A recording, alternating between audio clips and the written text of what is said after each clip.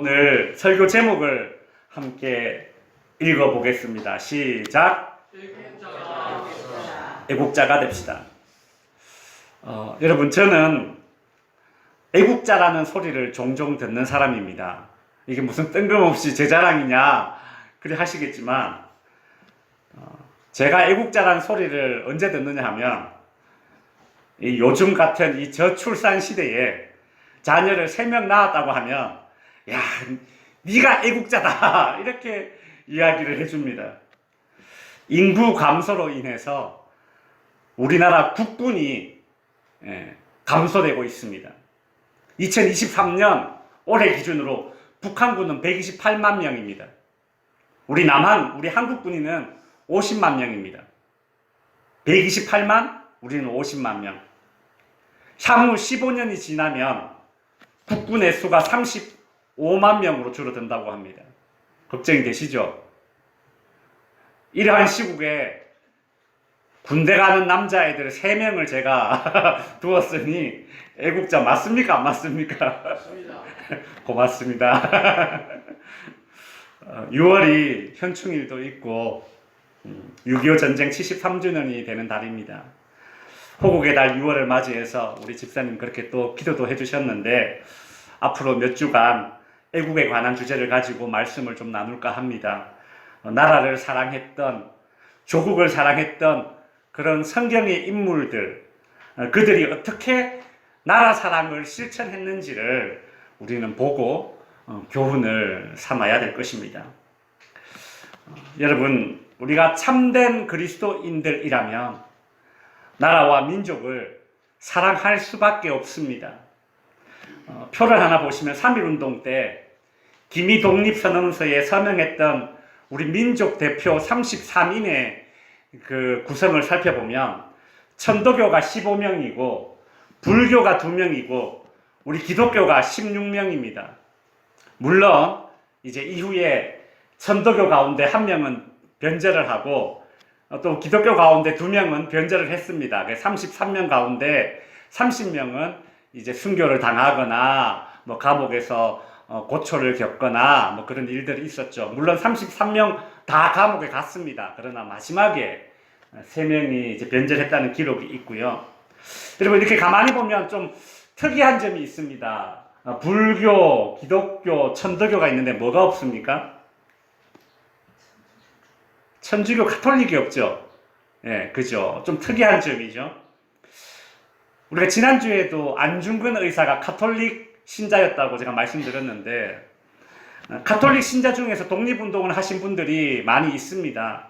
그런데 왜 민족 대표 33인에는 가톨릭 신자가 없을까? 왜 그런가 하면, 이 3.1운동이 일어나기 전에 독립운동가들은 이제 특히 이 가톨릭 신자이면서 독립운동을 했던 이분들이 성당에 가서 고해성사를 하지 않습니까? 이제 신부님께 내가 이런 죄를 지었습니다, 이런저런 이야기를 합니다. 근데 제가 지난주에도 말씀드렸듯이 그 당시에 이제 한국의 가톨릭은 일단 가톨릭의 수장부터가 친일파였습니다.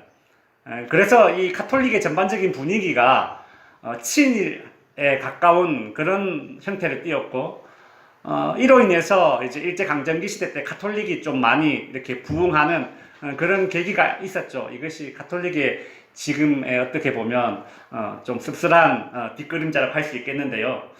어쨌든 독립운동가들이 이렇게 고해성사를 했는데, 그 고해성사를 듣고 이 신부들이 조선 총독부에 이걸 이제 밀고를 하게 되는 겁니다.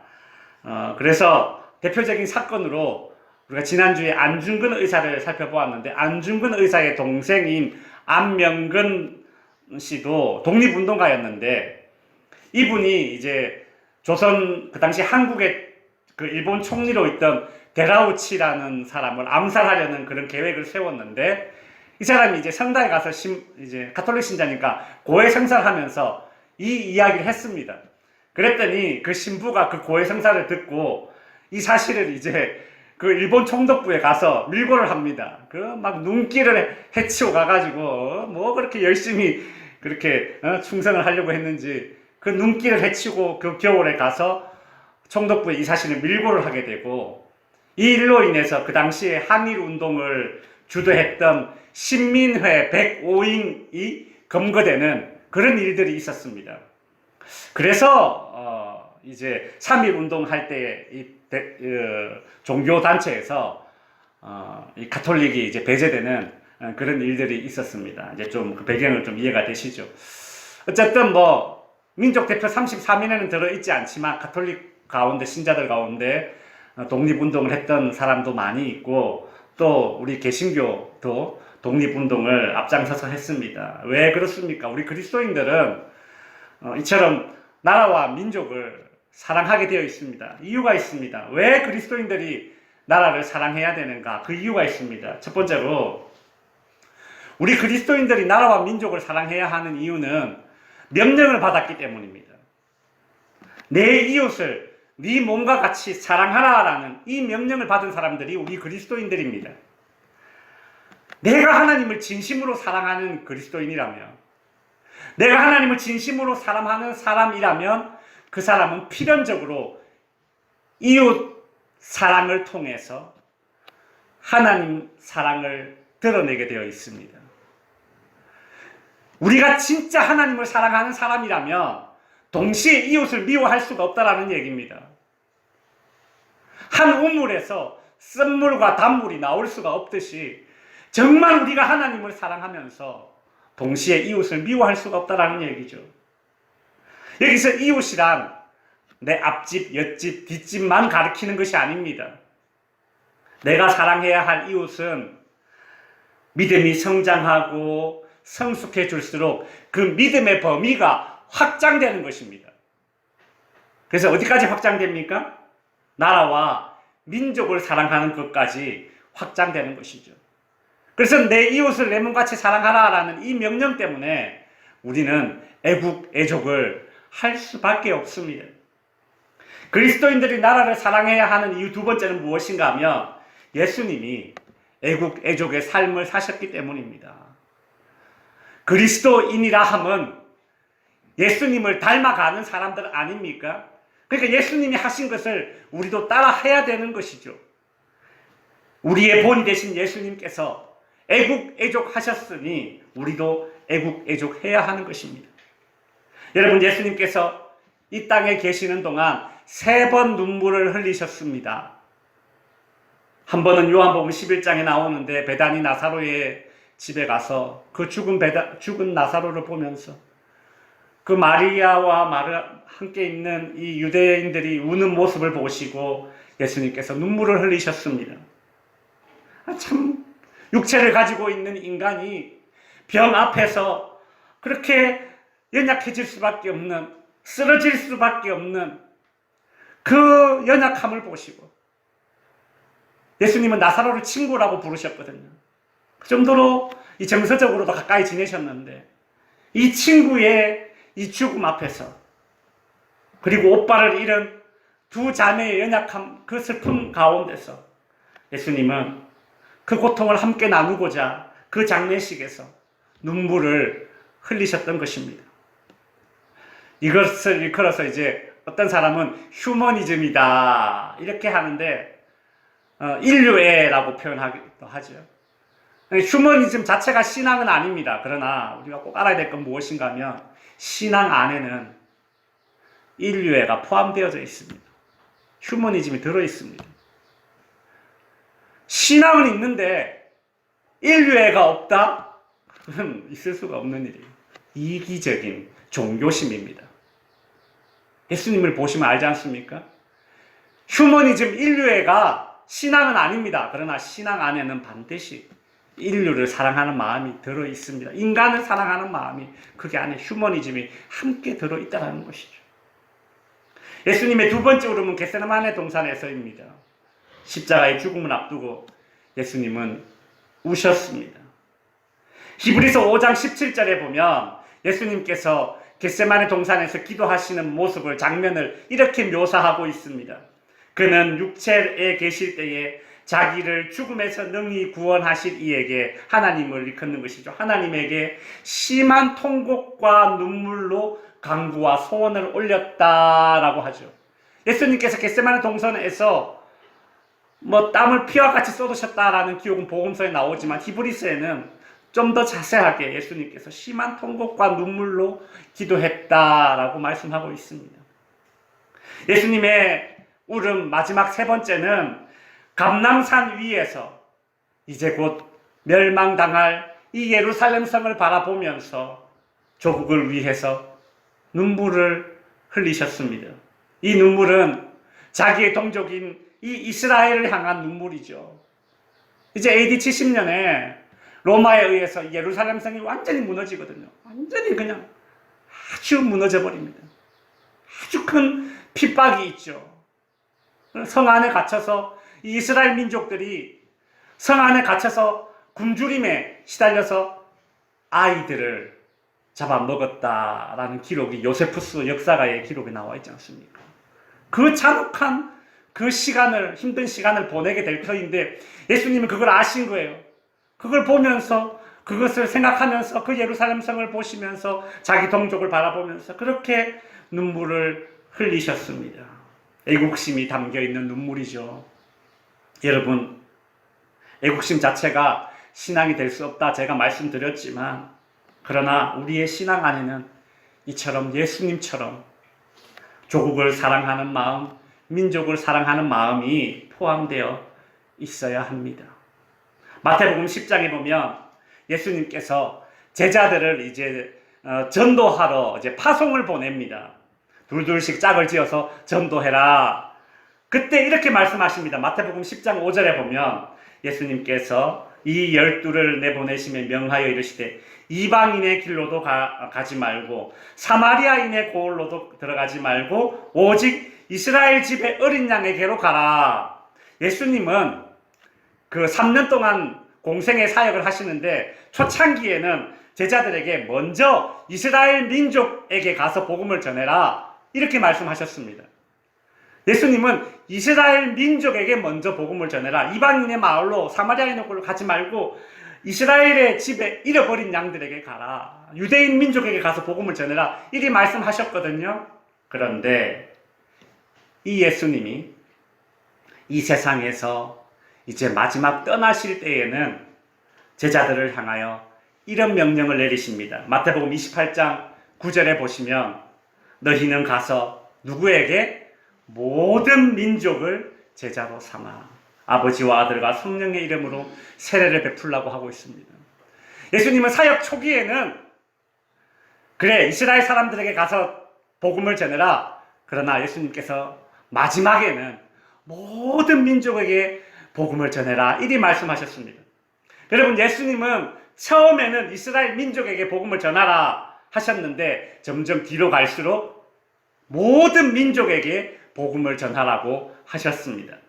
예수님은 유대인으로 태어나셔서 유대인으로 사셨지만 유대인만을 사랑하시지는 않으셨습니다. 예수님은 마지막에는 온 민족, 온 인류를 사랑하셨습니다.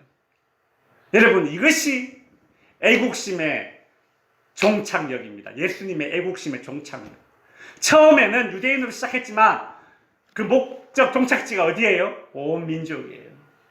온 인류를 사랑하셨습니다. 그들에게 복음을 전하라고 하셨습니다.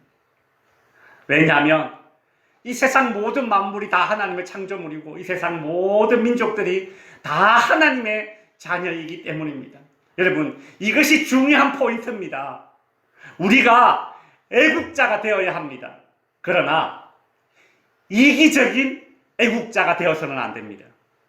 저와 여러분은 애국해야 합니다. 그러나 이기적인 애국자가 되어서는 안 됩니다. 오늘날 삐뚤어진 애국심이 얼마나 많습니까? 지나간 역사 가운데 한 예를 들어보겠습니다. 여러분, 이 사람 누군지 아시죠? 누군지 아십니까? 예, 히틀러입니다. 2차 세계대전의 흉원 히틀러 아닙니까? 여러분, 이 사람이 우리 독일인, 우리 게르만 민족의 우수성을 강조했습니다. 야, 푸른 눈을 가진 우리 게르만 민족이요 라고 연설을 하면 이 사람이 이 말을 얼마나 잘하는지 독일인들의 가슴이 벌렁벌렁벌렁 뛰면서 쿵쾅쿵쾅 뛰면서 우리 민족의 우수성을 강조하면서 애국심을 고취시켰습니다. 근데 그렇게 고취시킨 그 애국심이 어디로 흘러갑니까? 독일인들의 이 양심을 마취시켰습니다. 그래서 그들이 전쟁 가운데 얼마나 잔혹한 범죄를 저지릅니까?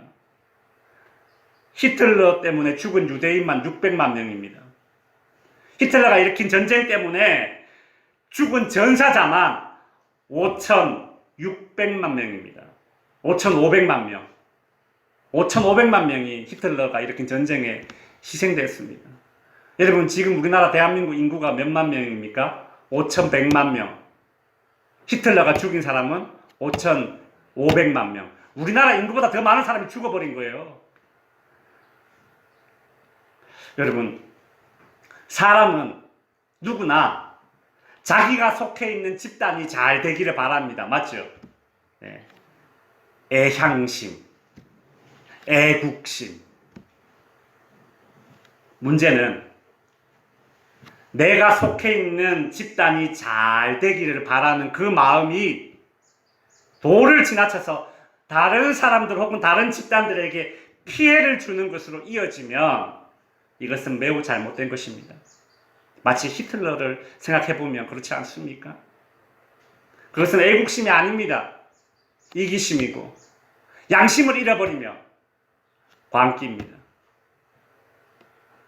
하나님은 안 믿는 사람도 양심의 기반 위에 애국심이 있어야 되는 것인데 우리 하나님 믿는 사람들의 애국심은 신앙 위에 양심 안에 애국심이 있는 것입니다. 히틀러처럼 이러한 방식으로 그렇게 하는 것은 성경적인 애국심이 아니죠. 우리 그리스도인들이 애국해야 되는 그 이유가 무엇이었습니까? 네 몸을 네가 사랑하듯이 네 이웃을 사랑하라는 이 명령에서 우리가 애국심이 시작되는데 어떻게 자기 나라를 애국한다는 그 이유로 다른 나라 사람들을 죽일 수가 있습니까? 그럼 이율배반이죠. 그건 애국심이 아니에요. 이기심이고 더 나아가서 광기입니다. 그렇다면 우리 그리스도인들은 어떻게 나라와 민족을 사랑해야 합니까? 성경에는 모세, 다니엘, 느헤미야, 에스더, 예수님, 바울 등 나라와 민족을 사랑했던 사람들이 너무나 많습니다. 오늘은 그 중에서 첫 번째로 바울의 나라 사랑의 모습을 한번 보겠습니다. 바울은 자기 동족 이스라엘이 예수님을 십자가에 못 박은 그 일로 너무나 가슴 아파했던 사람입니다. 물론 그 가운데 자기 자신도 포함되어 있죠. 우리 동족이 우리가 예수님을 그리스도로 못 알아보고 그를 십자가에 못 박아 죽었다. 이 사실에 너무 가슴 아파했습니다. 자기는 회개하고 예수님을 만나고 이제 예수님을 믿는데 여전히 예수님을 믿지 않고 예수 믿는 사람들을 핍박하고 있는 그 유대인들을 보면서 너무 가슴이 아팠습니다. 그래서 바울은 로마서 9장 3절에서 이렇게 말하고 있는 것이죠. 나의 형제 곧 고륙의 친척을 위하여 내 자신이 저주를 받아 그리스도에게서 끊어질지라도 원하는 바로다. 이스라엘이 하나님 앞에 돌아오기만 한다면 내가 저주를 받아서 내가 버려질지라도 이 이스라엘이 돌아오기만 한다면 내가 저주를 받아도 좋겠다. 여러분, 이게 어떤 마음입니까? 이런 마음은 단순한 마음이 아니에요. 여러분, 이 마음은 그냥 그저 그렇게 사랑하는 마음이 아니라 부모의 마음 아니면 안 되는 것입니다. 내가 죽더라도 제가 살았으면 좋겠다. 그런 마음이 언제 생깁니까? 언제 우리가 그런 마음 생깁니까? 내가 내 새끼 아닐 때는 그런 마음 없어요. 맞죠? 그런 마음 들잖아요. 바울이 지금 이 유대인들을 보면서 그런 마음을 가지고 있는 거예요. 내가 죽을지언정 이 자식이 살았으면 얼마나 좋을까. 바울은 자기 자신이 저주를 받더라도 이스라엘 백성들이 하나님 앞에 돌아와 주기를, 구원받기를 바랬습니다. 그만큼 자기 동족을 사랑했습니다. 그런데 여러분, 그거 아십니까? 바울은 엄청난 반전이, 지금 바울이 이렇게 말하는 것은 엄청난 뒤에 사건이 있습니다. 여러분, 이거 알면 바울이 어떻게 이런 말을 했을까 깜짝 놀랄 겁니다. 여러분, 바울이 이제 복음을 전하는데, 바울을 가장 괴롭힌 것은 누군지 아십니까? 바울이 복음 전하는데 가장 괴롭히고 회방을 놓은 사람들이 누군 줄 아십니까? 바로 자기 동족 유대인들이었습니다. 고린도후서 11장에 보면 바울이 복음을 전하다가 받았던 고난들이 기록되어 있는데, 그 가운데 11장 24절 25절에 보면 바울이 이런 고백을 합니다. 내가 유대인들에게 40에 하나 감한 매를 5번 맞았으며 3번 퇴장으로 맞고 1번 돌로 맞았다. 누구에게 맞았다고요? 유대인들에게, 자기 동족에게 40에 하나 감한 매를 5번이나 맞았답니다. 그러면 39대를 맞았다는 소리인데, 보통 등짝을 때리거든요. 등짝을 39번 채찍질을 한다는 것입니다. 여러분, 요즘처럼 뭐 바르는 약이 있습니까? 항생제가 있겠습니까? 얼마나 39대를 맞으면 등이 다 터졌을 것인데 얼마나 회복이 더뎠겠습니까? 근데 겨우 그렇게 회복이 될라 치면 또 붙잡아서 또 상처가 채 아물지 않은 그 등짝을 또 때리는 것입니다. 그것이 몇 번이나 반복되었다고요? 5번. 돌에 맞고 채찍질 당하고. 여러분, 바울의 등짝이 제대로 된 등짝이겠습니까? 한번 상상을 해보십시오. 그 채찍을 맞으면서 그 때리고 있는 유대인들을 향해서 바울은 어떤 마음이 들었겠습니까? 상상이 안 돼요. 오늘날 뭐 툭하면 국가가 나한테 해준 게 뭐가 있는데 이렇게 말하는 사람들은 이 바울의 심정을 1도 모를 겁니다. 바울이 자기 동족을 이처럼 사랑했던 그 힘은 어디에서 나온 것입니까? 절대 우리 인간에게서 나오지 않습니다. 오직 십자가에서 자기를 못 박아 죽이는 그 사람들을 향해서 용서를 선포하셨던 예수 그리스도의 사랑과 그 은혜의 복음의 피만이 우리로 하여금 이런 마음을 가지게 만드는 것입니다. 대한민국 마음에 안 드는 거 많습니다. 정치인들 보면 속 뒤집어지는 거 많습니다. 부정부패 볼 때마다 욱하는 거 많습니다. 뭐 제대로 안 돌아가는 거 보면 예산 낭비하고 뭐 공무원들이 이렇게 저렇게 뭐 이런저런 뉴스에 나오는 거 보면 이 나라를 떠날까 싶지만 막상 떠나보십시오. 해외 나가보면 다 하는 말이 한국이 제일 낫네 뭐 이렇다고도 이렇게 말한다고들 하는데, 여러분, 그래요. 우리가 그런 말들을 쉽게 하지만 정작 이 나라와 이 민족을 위해서 하는 건 뭐가 있나 다시 한번 되돌아보게 해줍니다. 참는 게 뭐가 있나? 내가 뭘 참아줬나? 이 나라와 이 민족을 위해서. 예수님의 마음을 품고 저들의 죄를 용서해달라고 그렇게 기도하는 것이 그리스도인들의 애국 애족일치인데, 성도 여러분, 우리 그리스도인들의 나라 사랑하는 모습은 어때야 합니까? 뭐 피켓 들고 소리 지르는 그런 것이 다가 아닙니다. 그리스도인들의 나라 사랑은 진정한 영혼 사랑에서 우러나오는 것입니다. 예수님의 마음, 바울의 마음이 우리의 마음으로 연하여져서 그 마음이 애국 애족으로 실현되고 실천되어지는 것입니다. 말씀을 정리하겠습니다. 지난번에 사진 하나 보시면, 지난번에 제가 서부지역 시찰의 목사님들 사모님과 함께 영덕의 장사리 해수욕장에 갔었습니다. 여러분은 저를 사랑하시는 만큼 저를 빨리 찾을 수 있겠습니다. 못 찾겠죠? 저기 아래, 조개접니다. 여기서 제가 보여드리려고 하는 거는 저기 뒤에 큰 배 보이시죠? 네. 영덕에 가니까 이렇게 큰 군함이 이렇게 하나가 있어요. 처음 봤어요, 저는. 이게 뭐냐면 영덕의 장사리 해변인데, 여러분 그거 아십니까? 6.25 전쟁 때 이 장사리 해변에 상륙작전이 있었답니다. 저 처음 알았어요. 솔직히 몰랐어요. 우리가 6.25 전쟁 때 인천 상륙작전은 알지만은, 그죠? 우리가 고향 경북 여기 영덕에 이 상륙작전이 있었다는 거는 저 처음 알았는데, 이 6.25 전쟁 때 우리나라가 북한에게 엄청 밀렸지 않습니까? 한 달 만에 뭐 대구 이렇게 경북까지 쳐들어왔는데, 근데 인천 상륙작전을 통해서 이제 전세가 뒤집어지죠. 근데 그 인천 상륙작전을 성공시키기 위해서 북한군을 교란하기 위해서 위장으로 이제 양동작전이라고 하죠. 이 경북, 이 영덕 장사진 해변에 상륙작전을 하게 된 겁니다. 그런데 원래 이 영덕 장사 상륙작전은 원래는 미 육군 특공대 그리고 우리나라 국군 정규군이 같이 합동으로 이렇게 하기로 했던 작전이었다라고 미국의 작전 기록지에 나와 있습니다. 그런데 그 군인들이 인천 상륙작전으로 다 갑니다. 그리고 이 장사 상륙작전에는 정식 군이 투입되는 것이 아니라, 사진 한 장 더 넘겨보시면 누굽니까? 학도병들이 투입됩니다.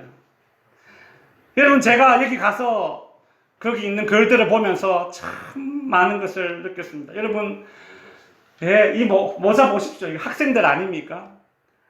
이 학도병들 772명이 이 상륙작전에 투입이 되는데, 이 학생들 평균 나이가 17세랍니다. 제가 우리 교회 우리 어진이, 그 다음에 명근이 고등학생 아닙니까? 그죠? 고등학생들이 이렇게 전쟁에 나간 거예요. 참 기가 차죠. 근데 군사훈련을 2주밖에 받지 못했답니다. 군사훈련 2주 받고 학생들에게 주어진 무기는 소총 한 자루, 실탄, 올랑 50발, 전투식량, 건빵 한 봉지, 미숫가루 3봉지가 전부였답니다. 이건 뭐예요? 총알바지가. 그죠? 인천 상륙작전 성공시키기 위해서 북한군의 시선을 끌기 위해서 여기 학도병이 이렇게 투입된 거예요. 여기서 살아남은 이 학도병 중에 살아남은 그 어르신들이 이제 국가유공자분들이죠. 이분들이 인터뷰를 했는데 어떻게 전쟁에 나갔어요? 이렇게 물어보니까 자기 대구 사람인데 대구 시내의 교육청에 북한군 포탄이 꽝 떨어졌답니다. 그래서 그 당시에 대구에 있던 학생들이 나라가 없으면 학교도 못 간다. 학교도 없고 가정도 없다. 이런 생각이 들더랍니다. 그래서 이 남학생들이 의용군이 되어서 그렇게 이제 신청을 했다고 해요. 그렇게 대구와 부산에 있는 이 학생들로 이렇게 주로 구성된 이 학도병들이 이 장사리 상륙작전에 투입되었고 참 많이 희생되었다고 합니다. 전투가 끝난 이후에 이 영덕 장사리 해변에 살고 있는 주민들이 그 해변에 나가보니까 학도병들 모자가 바다 위에 둥둥 떠다니고 그랬다고 해요. 참 전투모 하나 못 쓰고 이 천으로 된 모자 쓰고 전쟁에 나간 이 학생들을 생각해 봅니다. 여러분, 제가 왜 이런 이야기를 하느냐 하면 최근에 우리나라의 이 젊은이들을 대상으로 설문조사를 했는데 만일 한국에 전쟁이 일어나면 어떻게 하겠습니까? 라고 물었습니다.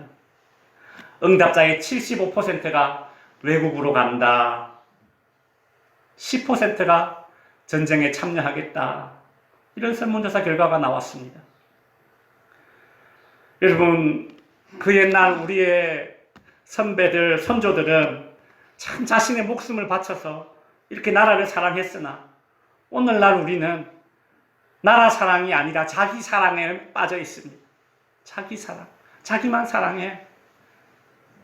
우리 그리스도인들은 이 시점에서 참 진지한 고민을 해야 합니다. 자기 나라, 자기 민족을 사랑해 본 적이 없는데 어떻게 사마리아와 땅끝까지 이르러 내 증인이 될 수 있을까? 어떻게 주님의 명령을 우리가 감당할 수 있을까? 고민해 봐야 됩니다. 성도 여러분, 하나님의 뜻이 있어서 저와 여러분이 대한민국에 태어났습니다. 그래서 우리는 이 나라를 사랑하고 이 민족을 사랑하고 우리에게 주어진 의무를 다해야 하는 것입니다. 특별히 우리 그리스도인의 애국, 애족은 신앙과 양심 위에서 출발한 그런 애국, 애족이어야 합니다. 하나님 사랑, 이웃 사랑을 나라 사랑으로 실천할 수 있는 그런 위대하고 큰 믿음의 애국자들이 되시기를 주님의 이름으로 축원드립니다. 기도하겠습니다.